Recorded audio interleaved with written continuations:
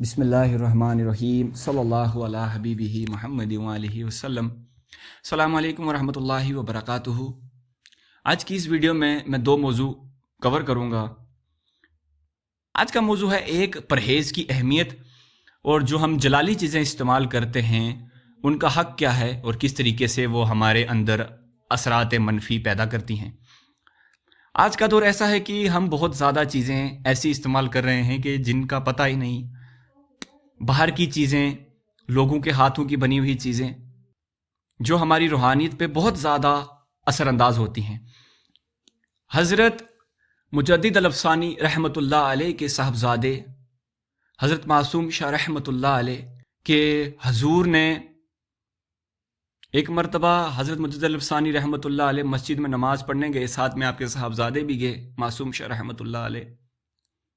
اور جب آپ نماز پڑھ رہے تھے، آپ بچپن میں تھے معصوم شاہ، تو آپ نماز سے باہر آ کر چپلیوں کے ساتھ کھیلنا شروع کر دیے۔ مجدد الافسانی رحمۃ اللہ علیہ جب نماز سے فارغ ہو کر باہر آئے تو دیکھا چپلوں کے دو گروہ بنائے ہوئے تھے، لیفٹ سائڈ رائٹ سائڈ سمجھ لیجئے۔ تو آپ نے دیکھ کر کہا کہ یہ جنتی ہیں اور یہ جہنمی ہیں۔ بولا یہ کس نے کیا ہے؟ کہا حضور یہاں پہ آپ کے صاحبزادے کھیل رہے تھے۔ تو وہ یہ چیز سے پریشان ہو گئے، حیران ہو گئے اس چیز سے کہ ابھی سے ان کو اللہ نے اتنا زیادہ کشف عطا کر دیا ہے۔ تو آپ حضرت باقی باللہ نقشبندی رحمۃ اللہ علیہ کی بارگاہ اقدس میں یہ معاملہ عرض کیا اور باقی باللہ رحمۃ اللہ علیہ نے فرمایا کہ اپنے صاحبزادے کو ہمارے پاس بھیجو۔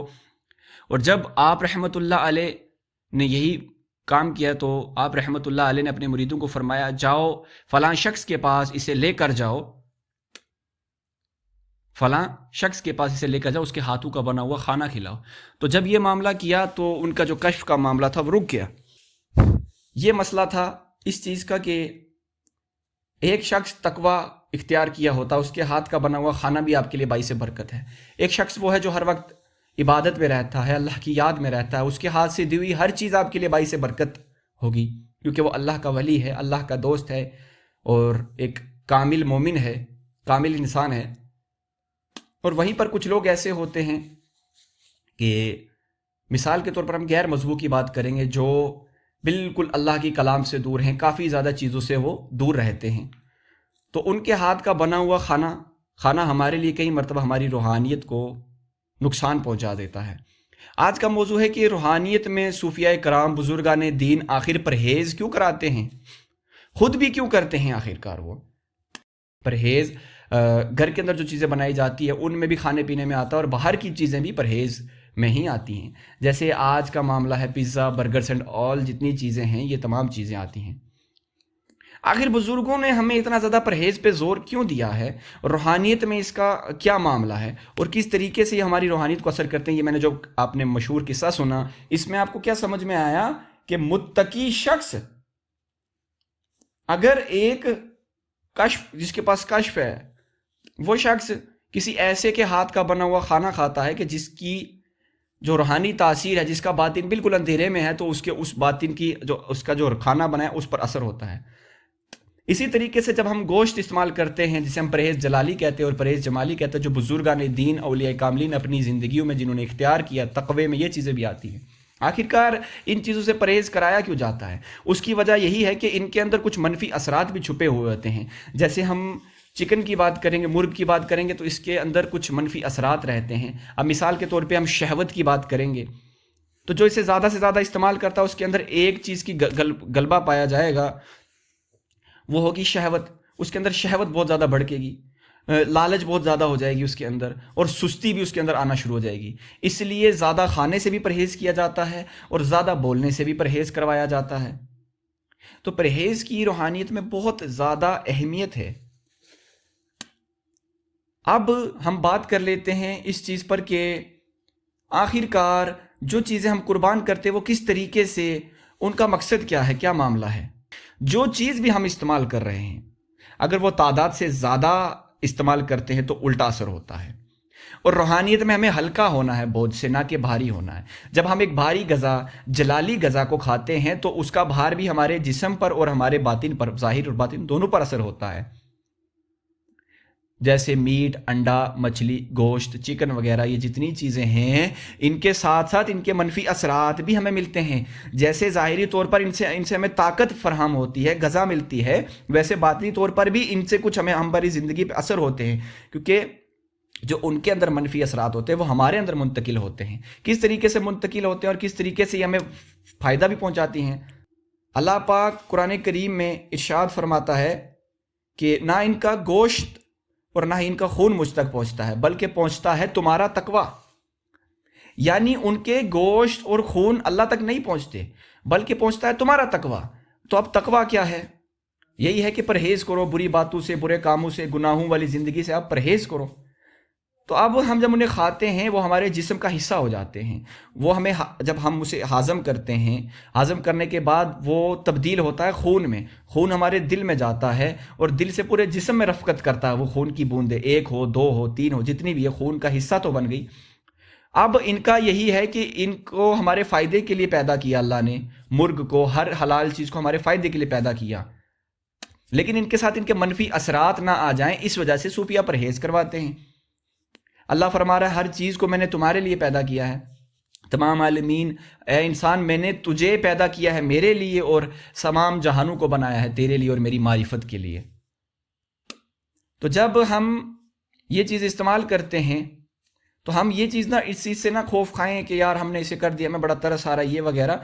یہ ہماری جو نیت ہے، ہم اللہ کی بارگاہ میں قربان کرتے ہیں جب کسی چیز کو، تو ہماری نیت دیکھی جاتی ہے، اور اس کے بعد قربان کرنے کے بعد جو ہمیں اختیار کرنا ہوتا ہے وہ تقویٰ، یعنی جو اس سے ہمیں طاقت ملے گی اس سے ہم اللہ کی عبادت کریں، اللہ کے ذکر میں زیادہ سے زیادہ بیٹھیں، زیادہ سے زیادہ حقوق العباد ادا کریں، حقوق اللہ میں ہم تھوڑا توجہ کریں، مراقبے کریں، مشاہدات کریں، مجاہدات کریں۔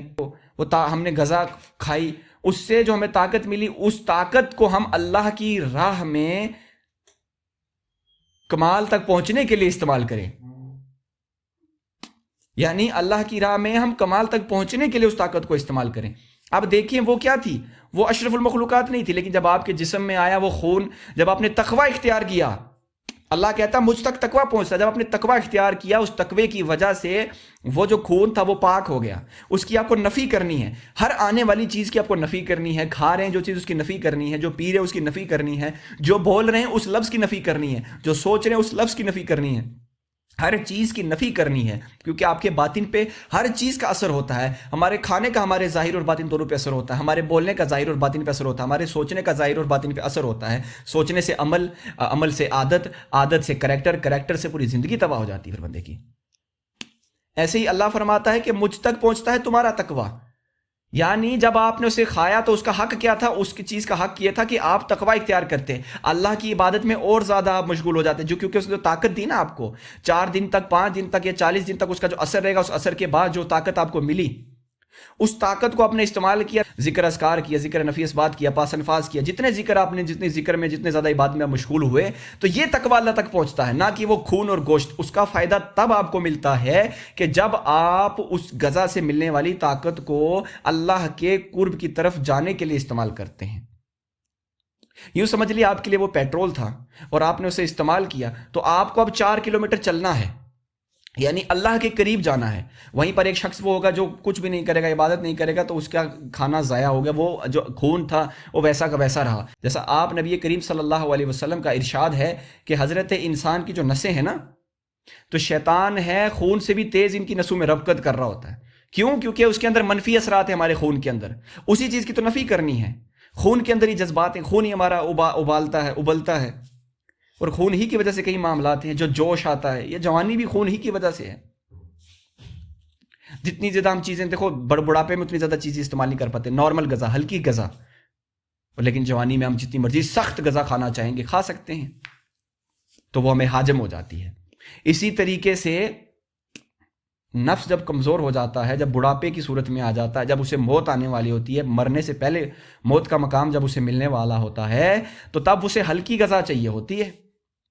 یعنی نفس کے اوپر جب کام کرنا شروع کرو گے، اسے بوڑھا کرو گے، اسے مار دو گے یا اس کی خواہشات کو ختم کر دو گے، یہی اس کی موت ہے۔ नफ्स हकीकत में मरता नहीं है, यूँ समझ लें कि उसकी मौत, जब उस नफ्स की मौत होती है, नफ्स अमारा की मौत होती है, तो नफ्स लवामा वहाँ से पैदा होता है या नफ्स लवामा तक चला जाता है, फिर नफ्स लवामा से मुलहिमा, मुतमईना और आगे के मामला जो हैं वो तय होते हैं। तो बुजुर्गान दीन औलिया कामिलीन जो हमें परहेज़ कराते हैं जलाली और जमाली, इसका हमारी ज़िंदगी में बहुत ज़्यादा असर है। अक्सर कुछ लोग नहीं खाते पीते हैं ये चिकन वगैरह, तो लोग उन पे बड़ा तंज करते हैं, यार ये तो शरीयत ने इजाज़त अता की हुई है, तुम क्यों नहीं खाते? तो शरीयत ने ये थोड़ी किया, फ़र्ज़ थोड़ी किया हुआ इन चीज़ों पर। अल्लाह ये भी तो फरमा रहा है तकवा इख्तियार करो। मौला अली का ये फरमान है कि अपने पेट को जानवरों का कब्रिस्तान मत बनाओ। तो ये चीज़ें तुम नहीं सोचते हो, तुम्हें सिर्फ तुम्हारी लालच और तुम्हारी भूख दिखती है। जब लालच और भूख से हट कर तुम देखोगे, तब जाके तुम तकवे की तरफ आओगे, और वही तकवा तुम्हें अल्लाह के कुर्ब लेकर जाता है, कुर्ब में लेकर जाता है और करीब अल्लाह की बारगाह में आपको पेश करता है। मैं उम्मीद करता हूँ परहेज़ जलाली और जमाली क्यों कराया जाता है ये समझाने में मैं आपको कामयाब हो चुका हूँ। इंशाअल्लाह इसमें बहुत लंबा मौजू है, इसे समझाने में कई सारी चीज़ें आती हैं। जलाली के अंदर जो असरात रहते हैं वो जलाल वाले असरात रहते हैं। गुस्सा जाहिर करता है ना जलाल, हमने अंडे को तोड़ा, ये गुस्सा जाहिर कर रहा है, हमने किसी को काटा, ज़िबा किया, वो भी जलाल जाहिर कर रहा है। और वहीं पर दूध, दही, मक्खन, लस्सी और तमाम चीज़ें जो दूध, दही से, मक्खन, लस्सी, इन चीज़ों से बनती हैं, ये चीज़ें आ जाती हैं जमाली में। ये चीज़ें भी इस्तेमाल करने से हमें परहेज़ करना चाहिए रूहानियत में। यानी ऐसा नहीं कि छोड़ दो, लेकिन हाँ इनका कम इस्तेमाल करो ताकि तुम्हारे नफ्स पर भारी ना पड़े। क्योंकि जब हम ज़्यादा खाते हैं तो हमें सुस्ती आना शुरू हो जाती है, हम वसवसों का शिकार हो जाते हैं, वसवसे हम पर गालिब आ जाते हैं। तो इस वजह से इनको थोड़ा परहेज़ करना चाहिए। इसी वजह से सूफिया कराम हमें परहेज़ कराते हैं। परहेज़ की बहुत ज़्यादा अहमियत है रूहानियत में, चाहे वो ज़ुबान का परहेज़ हो, चाहे वो खाने पीने का परहेज़ हो, गुनाहों से परहेज़ हो, हर चीज़ में परहेज़ बहुत ज़्यादा ज़रूरी है। तो अपने नफ्स का हक़ अदा करो, उसे पाक करो, नूरी करो। अल्लाह पाक कहने सुनने से ज़्यादा अमल करने की तौफ़ीक अता फ़रमाए। आखिर में जो लोग ज़िक्र करना चाहते हैं, माशाअल्लाह अज़्ज़ व जल हमारा व्हाट्सएप पे ग्रुप है, आप उसमें ज्वाइन कीजिए, डिस्क्रिप्शन में लिंक होगा, तो वहाँ हम ज़िक्र अज़कार कराते हैं।